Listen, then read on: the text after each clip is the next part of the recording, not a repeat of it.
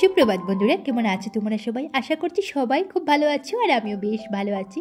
তো আমি হচ্ছে তোমাদের বন্ধু দেবী আর আমার এই ছোট্ট পরিবারে তোমাদের সবাইকে অনেক ওয়েলকাম আর অনেক অনেক ভালোবাসা জানিয়ে শুরু করছি আমার আজকের এই ছোট্ট ব্লগটা। তো আমি যখন থেকে আমার আজকের ভিডিওটা স্টার্ট করলাম তখন ঘড়িতে বাজে মোটামুটি সকাল 9টা, আর তখন থেকে আমি তোমাদের সবাইকে সাথে নিয়ে আমার আজকের ভিডিওটা স্টার্ট করলাম। তো আমার ভিডিওটা তোমরা লাস্ট অবধি দেখবে, কোথাও স্কিপ করবে না। আই হোপ একটু হলেও কিন্তু আমার আজকের ভিডিওটা তোমাদের ভালো লাগবে। আর এদিকে দেখো আমি সকাল সকাল ঘুম থেকে উঠে ঘরের সব কাজ বাজ শেষ করে, মানে বাসি কাজ শেষ করে আর কি, আর ব্রাশ টাশ করে তারপরে এবার বিছানাটা গুছিয়ে নিচ্ছি। তোমরা হয়তো বলবে যে এদিকে আমি বললাম সকাল সকাল ঘুম থেকে উঠেছি, বাট 9টা থেকে ভিডিওটা স্টার্ট করেছি।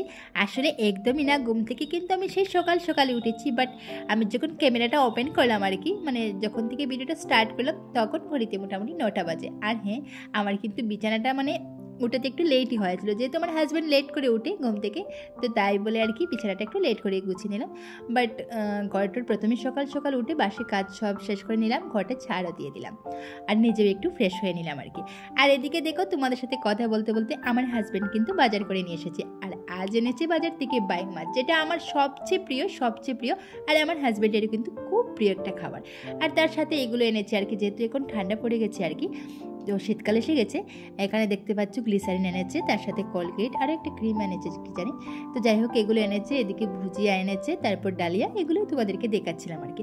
মানে সকাল সকাল যে সবজি বাজার করে নিয়ে এসেছিলো তার সাথে এগুলো নিয়ে আসলো আর কি। আর এদিকে তোমাদেরকে ডালিয়ার প্যাকেটটাও দেখাচ্ছিলাম, কারণ হচ্ছে তোমরা তো প্রায় দেখো যে আমি ডালিয়া খাই।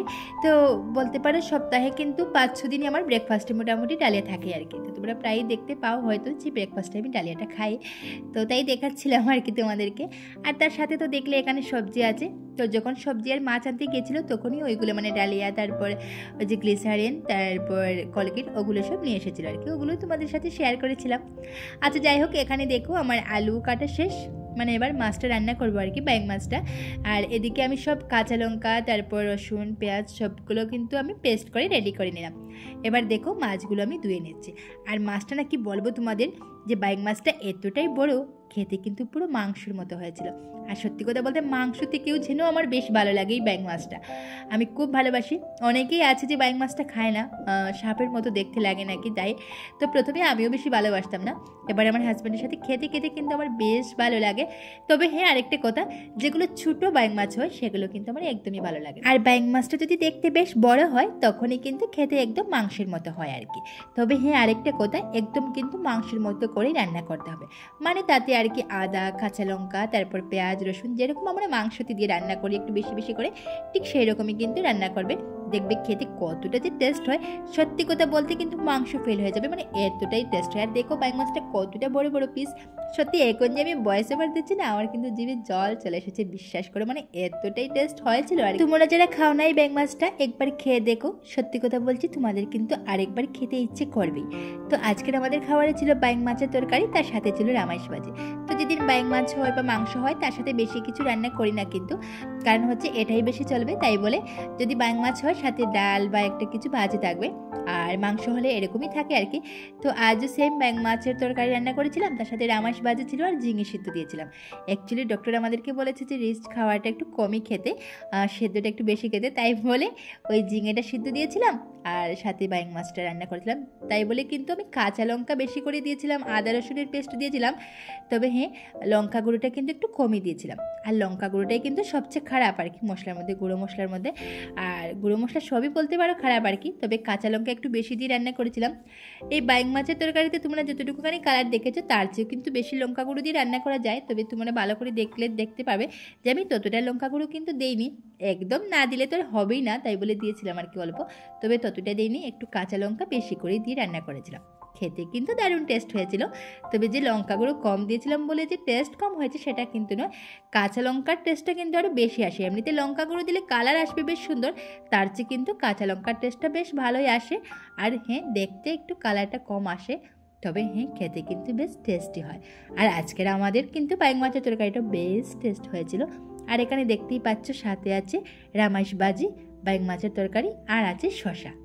তো দেখো ফাইনালি আমার রান্না শেষ, আর এবারে কিন্তু আমরা খেতে বসে যাব।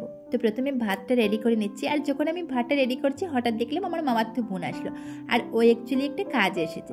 তো ওকে বললাম এসেছিস তো আমাদের সাথে একটু খেয়ে নিবি। বললো না, ও নাকি ঘর থেকে খেয়ে এসেছে। তারপর জোর করে ওকে বানালাম, বললাম যে বাইং মাছ আছে একটু খেয়ে নিবি। তারপর ঠিক আছে অল্প খেয়েছে, খেয়ে বলো যে দিদি দারুণ টেস্ট হয়েছে কিন্তু বাইং মাছটা। আর তার সাথে তো ঝিঙে সিদ্ধ আছে দেখতেই পাচ্ছ, তার মধ্যে অল্প কাঁচা সরষে তেল দিয়ে তারপর মেখে নিলাম। আর সেটা যদি মিক্সিতে পেস্ট করা হয় তখন খেতে কিন্তু ভালো লাগে, আর যদি সেটা শিলনোড়ায় বাটা হয় তাহলে তো তার তুলনাই হয় না, খেতে কতটা যে টেস্ট হয়। অল্প কাঁচা সরষে তেল দেবে, তার মধ্যে কাঁচা লঙ্কা দেবে, এগুলো দিয়ে কিন্তু আর ইচ্ছে করলে তুমি যে কোনো কিছু দিতে পারো, ধনে পাতা দিতে পারো, সব কিছু দিয়েও কিন্তু বেস্ট টেস্ট হয়। তো এইগুলোই ছিল আজকের আমাদের খাবার। তোমরা কী দিয়ে খেলে আজকে কমেন্টে একটু বলে জানাবে। আর ভিডিওটা যদি ভালো লাগে তাহলে অবশ্যই একটা লাইক কমেন্ট শেয়ার করতে কিন্তু ভুলবে না। আর জানো তো তোমাদের করা একটা লাইক একটা কমেন্ট আমাকে কিন্তু নেক্সট ভিডিও নিয়ে আসতে অনেকটাই মোটিভেট করে। তো আজকের মতো ভিডিওটা এখানেই এন্ড করছি, ফিরছি খুব তাড়াতাড়ি আরও একটা নতুন ভিডিওর সাথে। ততক্ষণে তোমরা সবাই খুব ভালো থাকো, সুস্থ থাকো, আর তোমাদের পরিবারের সকলকে নিয়ে ভালো থাকো আর সকলকে ভালো রেখো। আর আমার ভিডিওগুলো তোমাদের কেমন লাগে কমেন্টে কিন্তু জানাতে একদমই ভুলবে না। হয়তো তোমাদের বোরিং লাগতে পারে যে সেম ভিডিও তোমাদের সাথে শেয়ার করি প্রতিদিন। অ্যাকচুয়ালি কী বলো তো, ঘরের কাজ বাজ যেগুলো আছে সেটাই তোমাদের সাথে শেয়ার করি, আর তো তোমাদের সাথে শেয়ার করার কিছু নেই।